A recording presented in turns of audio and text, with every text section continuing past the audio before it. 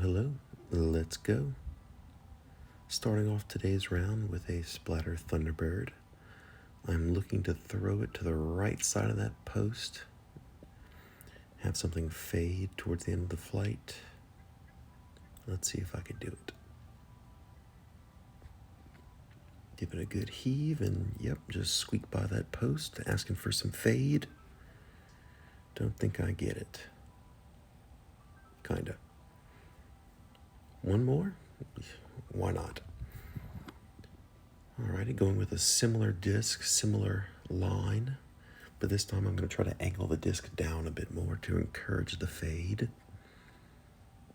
And I did do that, it just still didn't quite fade. Oh well. So here we are, we're at Heymann Park, right down the road from the airport in Lafayette. This park has got a lot of big, beautiful oak trees, a lot of large green spaces for distance shots. It's a power throwers course. Had a really cool sky this afternoon, so that was cool. Here's the fairway for hole 1, and there's the basket for 1. It's right in the middle of a bunch of big, old mossy oaks. And here's where my shot ended up. Let's see if I could score early in the round. And gave it a good bit, but it's a dead center spit out is what they call that. Our scoring devices in disc golf are imperfect. They don't catch every single putt. So I have to take a par and move on. Here we are on hole 2. And the basket is placed at the edge of this swampy water that's on the left. So you want to throw something to the right that'll fade to the basket, but won't fade super hard, skipping the water. See if I can do that. And I hit that limb and fall safe, so that's good. Because if you land in there, it is not fun trying to dig through that duckweed to look for your frisbee. Towards the back side of this swamp, it's more exposed to the air, so not so much duckweed, but there's turtles, alligators, like the occasional snake around here. I do not want to get in there. But look how pretty. It's got a bunch of cypress knees, cypress trees. It's so lovely. So yeah, here's my shot. I gotta throw it in between those 2 trees to score. Let's see if I can do that, lining up this putt. Try to throw it in between those 2 trees on the right. Give it a little jumper, and didn't even give it a chance. Oh well, it's not wet, so let's move on. Here's hole 3. I'm going to be attempting a finger pop to the left side of this tree. Aiming for the back side of this oak tree that comes into frame there. And I land right in front of that tree. Still got some work to do. Here's my look for birdie. Have it framed up nicely with the tree and the moss. Give it a little jumper. Air ball. Yuck. It's a little windy, so let me try to correct and see if I can make it happen. Not quite. Hit the band. Oh well. Moving on to hole 4. See the basket down there? It's right on the edge of the water. You want to throw something kind of high so the wind can grab it and swing it right towards the hole. And my Moab usually does that, but it just kind of died. So here's my look at birdie. Very scary hole placement. If I airball again, it'll most likely be in the water. So I want to give it a good go.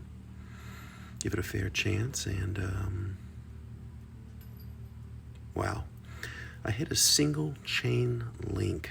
That is not going to cut it.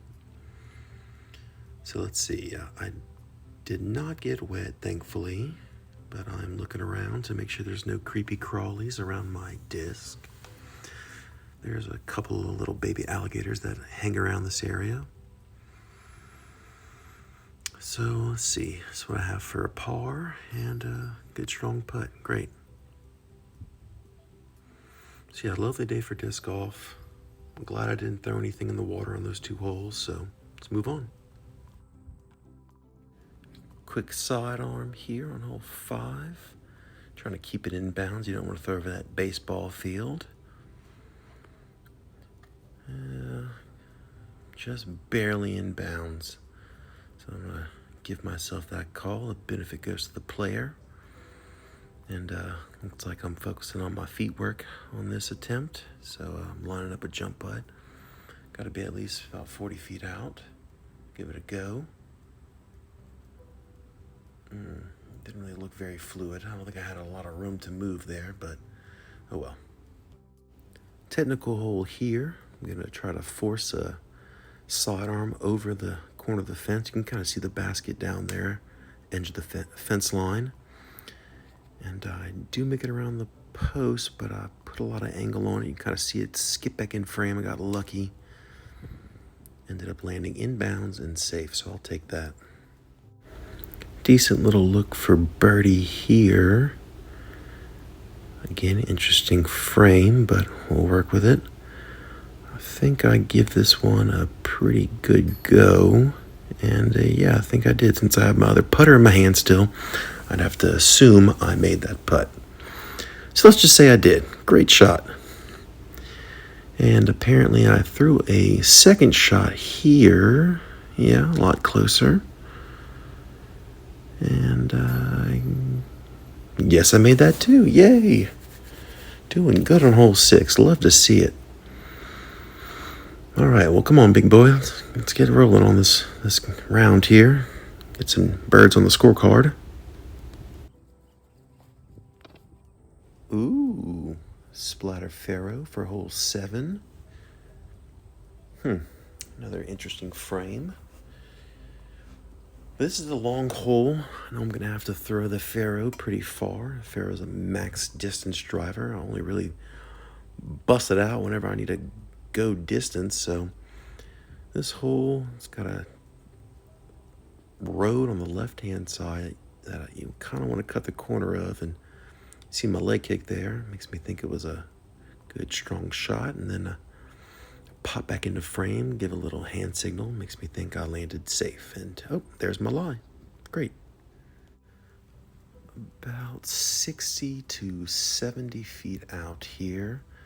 It's a great drive. You don't really see too many drives land that close to the pole.